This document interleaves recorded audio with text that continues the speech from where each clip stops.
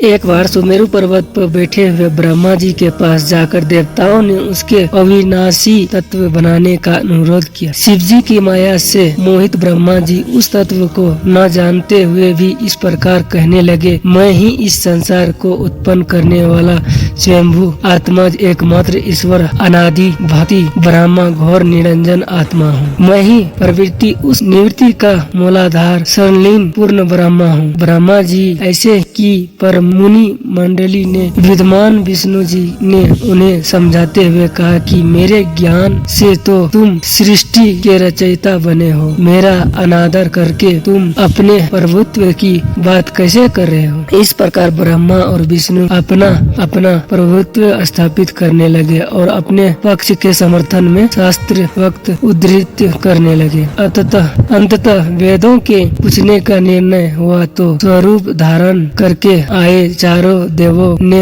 क्रमशः अपना मत इस प्रकार प्रकट किया। ऋग्वेद जिसके भीतर समस्त भूत निहित है तथा जिसमें सब कुछ प्रवृत्त होता है और जिसे परमात्मा कहा जाता है, वह एक रुद्र रूप ही है। आयुर्वेद जिसके द्वारा हम वेद की परम मान्यता होते हैं तथा जो ईश्वर के संपूर्ण यज्ञों तथा योगों से भजन किया जाता है, सबका दृष्ट वह एक शिव ही है जो समस्त संसार जनों को भरमाता है, जिसे योगी जन ढूंढते हैं और जिसकी भांति से सारा संसार प्रकाशित होता है, वे एक यम्बक शिव जी ही है। अर्थ वेद जिसकी भक्ति से साक्षात्कार होता है और जो सब या सुख दुख अतीत अनादि ब्रह्म है, वे केवल एक शंकर जी ही है। विष्णु ने वेदों के इस कथन को प्राप्त बताते हुए नित्य शिव से रमन करने वाले दिगंबर पीतवरण धूली धूसरी प्रेमनाथ कुवेटाधारी सर्ववेदी त्रिवेण वाहिनी निसंग शिव जी को पर ब्रह्मा मानने के इनकार कर दिया। ब्रह्मा विष्णु विवाद को सुनकर ओकार ने शिव जी की ज्योति